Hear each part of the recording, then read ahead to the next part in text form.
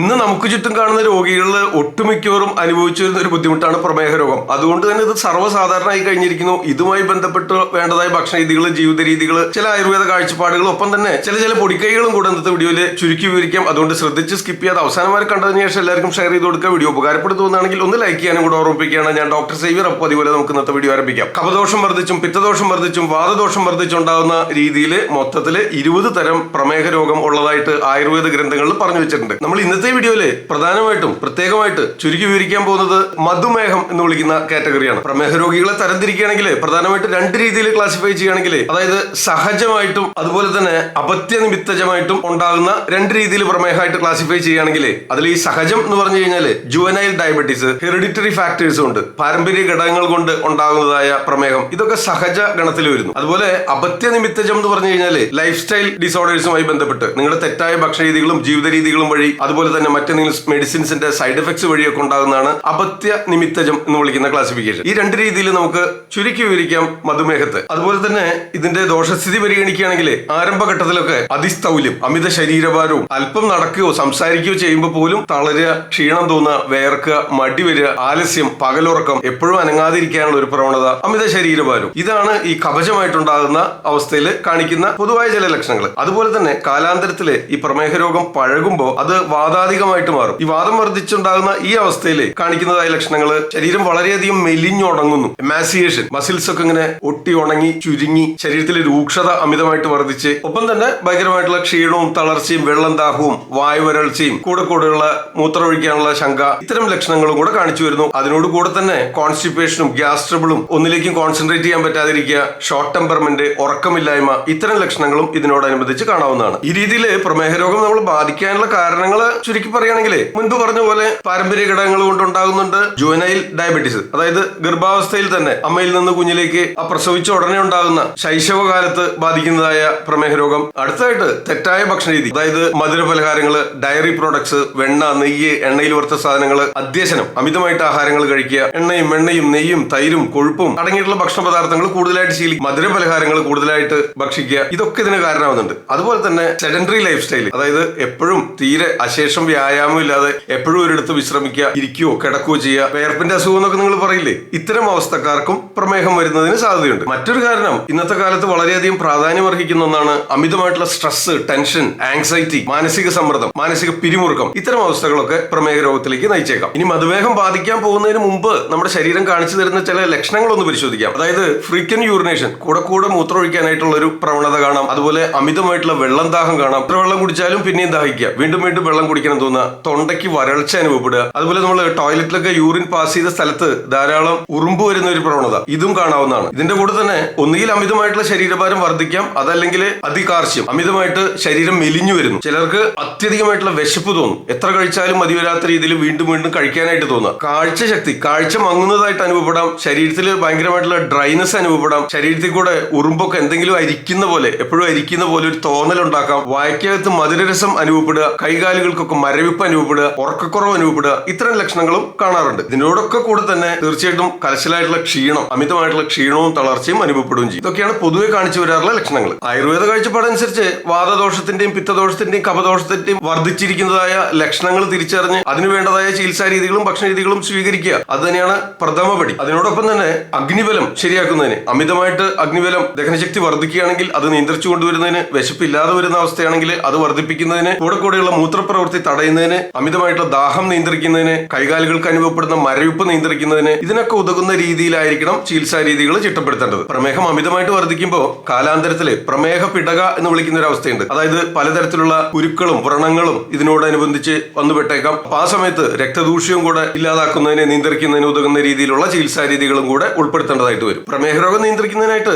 ഭക്ഷണരീതികളെ പറ്റി പറയുമ്പോൾ ഏറ്റവും ആദ്യം ശ്രദ്ധിക്കേണ്ടത് അരി ആഹാരം പരിപൂർണമായിട്ട് ഒഴിവാക്കുക. അരി ആഹാരം എന്ന് പറയുമ്പോൾ ചോറ് മാത്രമല്ല കേട്ടോ, ഇഡ്ഡലി ആയാലും വെള്ളയപ്പായാലും നൂലപ്പായാലും ഇടിയപ്പായാലും ദോശയിലും അരി ചേർത്ത് തയ്യാറാക്കുന്ന, പ്രത്യേകിച്ച് പുളിപ്പിച്ച് തയ്യാറാക്കുന്ന ആഹാര സാധനങ്ങൾ പൂർണ്ണമായിട്ട് ഒഴിവാക്കുന്നത് പ്രമേഹ രോഗത്തെ നിയന്ത്രിച്ചു നിർത്തുന്നതിന് തീർച്ചയായിട്ടും അനിവാര്യമാണ്. എന്നിട്ട് നമുക്ക് ഇതിന് പകരമായിട്ട് യവധാന്യം, ബാർലി ഒക്കെ കൂടുതലായിട്ട് ഭക്ഷണത്തിൽ ഉൾപ്പെടുത്താം, ഗോതമ്പ് ഭക്ഷണത്തിൽ ഉൾപ്പെടുത്താം, ഓട്സ് കൂടുതലായിട്ട് കഴിക്കുന്നത് നല്ലതാണ്, ഗോതമ്പ് കഞ്ഞി, ഗോതമ്പ് ചോറ്, ഗോതമ്പ് ദോശ, ചപ്പാത്തി, ഈ രീതിയിലൊക്കെ മാറ്റി പിടിക്കാം. അതുപോലെ യവം, അമിത ശരീരഭാരമൊക്കെ ഉള്ളവരാണ്, കഫദോഷം വർദ്ധിച്ചുണ്ടാകുന്ന തരത്തിലുള്ള രോഗലക്ഷണങ്ങളാണ് കൂടുതലായിട്ട് കാണിക്കുന്നെങ്കിൽ യവം ഉപയോഗിച്ച് തയ്യാറാക്കുന്ന ആഹാര സാധനങ്ങൾ, തീർച്ചയായിട്ടും പ്രയോജനപ്പെടുന്നതായിരിക്കും. അതുപോലെ പരിപ്പ് പയർ വർഗ്ഗങ്ങളിൽ നിന്ന് മുതിരയും ചെറുപയറും ധാരാളമായിട്ട് കഴിക്കാനായിട്ട് ശ്രദ്ധിക്കുക. മറ്റ് കടലയും വൻപയറും ഗ്രീൻ പീസും ഇത്തരം സംഗതികൾ ഒഴിവാക്കുന്നത് ഉചിതമായിരിക്കും. പിന്നെ ഇതുപോലെ തന്നെ കഫദോഷം വർദ്ധിച്ചാണ് ഈ രോഗാവസ്ഥ ഉണ്ടാകുന്ന അമിത ശരീരഭാരം ഉണ്ടെന്നൊക്കെ പറയുമ്പോൾ നിങ്ങൾക്ക് പ്രത്യേകം ശ്രദ്ധിക്കാവുന്ന മറ്റൊരു സംഗതി കൂടെ പറഞ്ഞു തരട്ടെ. ഈ മത്സ്യമാംസാദി സംഗതികളൊക്കെ ഒഴിവാക്കുന്നത് തീർച്ചയായിട്ടും സഹായകരവും. പ്രത്യേകിച്ച് ആരംഭഘട്ടത്തിൽ കൊഴുപ്പടങ്ങിയ സംഗതികളും മധുര പലഹാരങ്ങളും ഒക്കെ ധാരാളമായിട്ട് കഴിച്ചു കഴിഞ്ഞാൽ അമിത ശരീരഭാരം വർദ്ധിക്കും. ശരീരഭാരം വർദ്ധിക്കുമ്പോൾ ഈ കഫദോഷം വർദ്ധിക്കും. കഫദോഷം വർദ്ധിച്ചുണ്ടാകുന്ന പ്രമേഹ രോഗവും വർദ്ധിക്കും. മനസ്സിലായല്ലോ? അത്തരം സംഗതികൾ ഒഴിവാക്കിയിട്ട്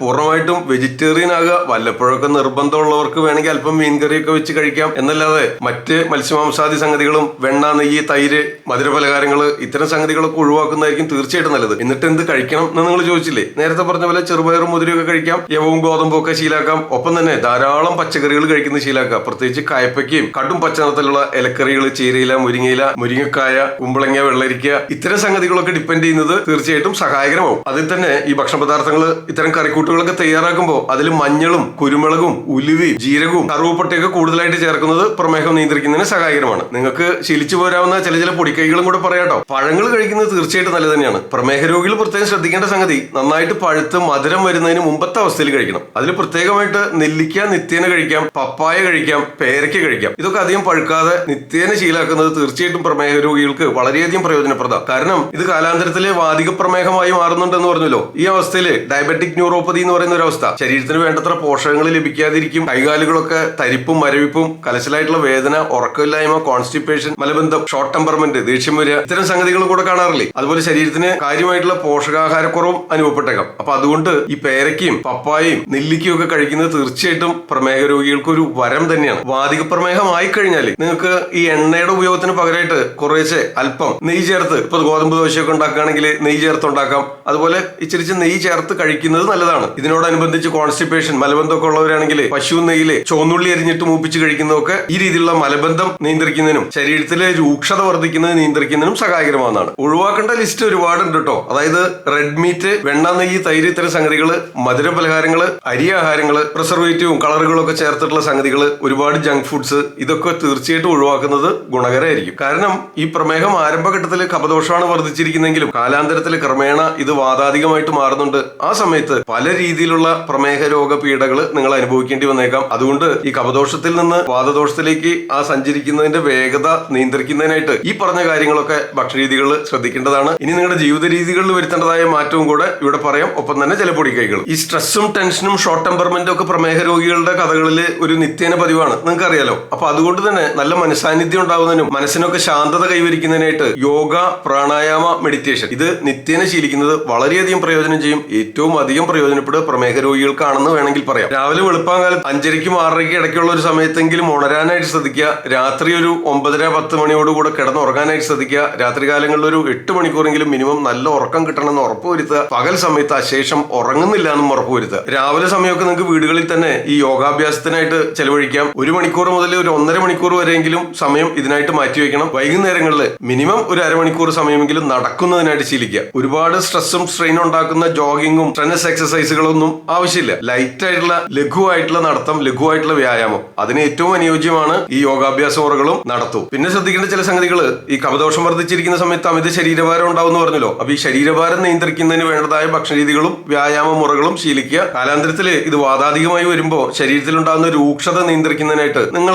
ഒരു ആയുർവേദ ഡോക്ടറെ കൺസൾട്ട് ചെയ്തിട്ട് അനുയോജ്യമായിട്ടുള്ള തൈലങ്ങൾ നിശ്ചയിച്ച് ആ തൈലങ്ങൾ ഉപയോഗിച്ച് നിത്യേന തൈലം തേച്ച് കുളിക്കുന്നത് ശീലാക്കുക. അഭ്യംഗം ഇതിന് വളരെയധികം പ്രയോജനപ്പെടുന്നതാണ്. പിന്നെ കൃത്യമായിട്ടുള്ള ഒരു മീൽ പ്ലാൻ, അതായത് ബ്രേക്ക്ഫാസ്റ്റ്, ലഞ്ച്, ഡിന്നർ ഇതൊക്കെ ഇന്നതായിരിക്കണം, അത് മാത്രമായിരിക്കണം. കൃത്യമായിട്ടുള്ള ഇടവേളകളിൽ ഭക്ഷിക്കാനായിട്ട് ശ്രദ്ധിക്കണം. പല സമയങ്ങളിൽ ഉണരുക, പല സമയത്ത് ഉണരുക, പല സമയത്ത് ഭക്ഷിക്കുക. ഈ രീതി പറ്റില്ലെന്നർത്ഥം. പ്രമേഹ രോഗ ചികിത്സയിൽ സാധാരണയായിട്ട് ഉപയോഗിച്ചു വരുന്ന ചില ഔഷധദ്രവ്യങ്ങളും നമുക്ക് അറിഞ്ഞിരിക്കാം. അതായത് ജിംനമ സിൽവെസ്ട്ര നിങ്ങൾക്ക് അറിയുന്നുണ്ടാവല്ലോ, ചക്കരക്കൊല്ലി. അതുപോലെ നെല്ലിക്കയ്ക്ക് വളരെയധികം പ്രാധാന്യമുണ്ട്, മഞ്ഞളിന് വളരെയധികം പ്രാധാന്യമുണ്ട്, ആര്യവേപ്പിന് വളരെയധികം പ്രാധാന്യമുണ്ട്. അതുപോലെ തന്നെ ഉലുവയും പാവയ്ക്ക, കയപ്പയ്ക്ക ഇത്തരം സംഗതികളൊക്കെ ഭക്ഷണത്തിൽ കൂടുതലായിട്ട് ഉൾപ്പെടുത്തുന്നത് തീർച്ചയായിട്ടും പ്രമേഹ രോഗം നിയന്ത്രിച്ചു നിർത്തുന്നതിന് സഹായകരമാണ്. നിങ്ങൾക്ക് വീടുകളിൽ തന്നെ ചെയ്തു നോക്കാവുന്ന, പ്രത്യേകിച്ച് ആരംഭഘട്ടത്തിലൊക്കെ പ്രമേഹ രോഗം തുടങ്ങുന്ന അവസ്ഥയിലൊക്കെ ഇത് തീർച്ചയായിട്ടും പ്രയോജനപ്രദമായിരിക്കും. നിങ്ങൾക്ക് വീടുകളിൽ തന്നെ ലഭ്യമായിട്ടുള്ള ചില സംഗതികൾ ഇവിടെ വിവരിക്കാം. അതായത് 1-2 ടേബിൾ സ്പൂൺ ഉലുവ ഒരു രാത്രി മുഴുവൻ വെള്ളത്തിലിട്ട് കുതിർത്തതിന് ശേഷം രാവിലെ വെറും വയറ്റിൽ അത് ചവച്ചരച്ച് കഴിച്ചാൽ മീത വെള്ളം കുടിക്കുക. ഇത് നിത്യേന ശീലാക്കുക. മിനിമം 1 ടേബിൾ സ്പൂൺ ഉലുവെങ്കിലും ആവശ്യമായിട്ട് വരും. അതിനുശേഷം ഒരു 10-11 മണിയോടുകൂടെ ഒരു 5 നെല്ലിക്ക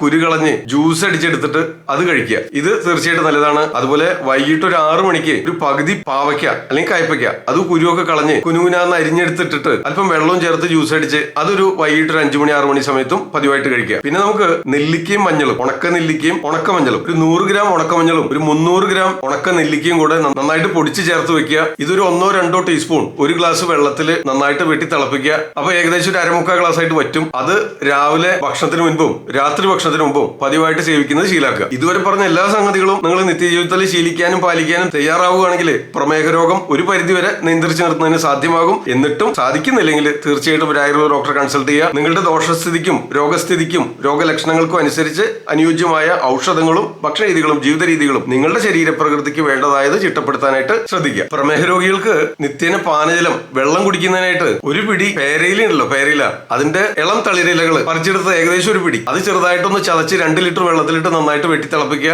അതിനുശേഷം ആ ചണ്ടി അരിച്ചു മാറ്റുക. ഈ വെള്ളം രാവിലെ ഒരു 8 മണിക്കും വൈകിട്ട് ഒരു 5 മണിക്കും ഇടയ്ക്കായിട്ട് കുറേശ്ശെ കുടിച്ചു തീർക്കുന്നതും പ്രമേഹ രോഗം നിയന്ത്രിച്ചു നിർത്തുന്നതിന് സഹായകരമാണ്. നമ്മുടെ ശരീരത്തിന് ആവശ്യമായിട്ടുള്ള മറ്റ് അനവധി ഗുണങ്ങളും ഇതുകൊണ്ട് ലഭിക്കുന്നതാണ്. പേരയിലെ പറ്റി നമ്മൾ മുൻപ് ചെയ്തിട്ടുള്ള വീഡിയോകളുടെ ലിങ്ക് ഇവിടെ ഐ ബട്ടണിലും ലാസ്റ്റ് എൻ സ്ക്രീനിലൊക്കെ ഉണ്ടാവും. തീർച്ചയായിട്ടും കയറി കാണാവുന്നതാണ്. യോഗയും പ്രാണായാമവും ഒക്കെ പ്രമേഹ രോഗികൾക്ക് പ്രയോജനപ്പെടുന്നു പറഞ്ഞല്ലോ. ഇനി പറയുന്ന ആസനങ്ങൾ പ്രത്യേകമായിട്ട് നിങ്ങൾ നിത്യേന ശീലിക്കുന്നത് നല്ലതാണ്. അതായത് പശ്ചിമോത്താനാസനം, അർദ്ധമത്സ്യേന്ദ്രാസനം, ഭുജംഗാസനം, ധനുരാസനം, അതുപോലെ തന്നെ വജ്രാസനത്തിൽ ഇരുന്നുകൊണ്ടുള്ള മെഡിറ്റേഷനും തീർച്ചയായിട്ടും പ്രയോജനപ്രദമാവും. അതുപോലെ പ്രാണായാമം ശീലിക്കുമ്പോൾ അനുലോമ വിലോമ പ്രാണായാമം, ഭ്രാമരി, കപാലഭാതി ഇതൊക്കെ നിത്യേന ശീലിക്കുന്നത് തീർച്ചയായിട്ടും പ്രയോജനപ്രദമാണ്. ഇതിനോടനുബന്ധിച്ച് ഒരു 10-15 മിനിറ്റ് സമയം ധ്യാനിക്കുക, മെഡിറ്റേഷൻ. അതിന് കഴിയുമെങ്കിൽ വജ്രാസനത്തിലോ പത്മാസനത്തിലോ ഇരുന്ന് ഏകദേശം ഒരു 10-15 മിനിറ്റ് സമയം ചെലവഴിക്കാവുന്നതാണ്. തീർച്ചയായിട്ടും കാര്യമായ മാറ്റം വരുത്തുന്നതിന് പ്രയോജനപ്പെടും. പ്രമേഹ രോഗികൾ റെഗുലറായിട്ട് പ്രമേഹ രോഗം ചെക്ക് ചെയ്ത് അതിന്റെ അളവ് അറിഞ്ഞിരിക്കുന്നത് തീർച്ചയായിട്ടും പ്രയോജനപ്പെടും. കാരണം അതിൽ കാര്യമായ മാറ്റം വരുമ്പോൾ അതിനനുസരിച്ച് നിങ്ങളുടെ ഭക്ഷണ രീതികളിൽ വ്യത്യാസം വരുത്താനായിട്ട് സാധിക്കും. അതുപോലെ ഇതിനോടനുബന്ധിച്ച് കാണുന്ന ചില കോംപ്ലിക്കേഷൻസ്, അമിത ശരീരഭാരം ഉണ്ടാകാം, ശരീരത്തില് കുരുക്കള്, പ്രമേഹ പടകുകൾ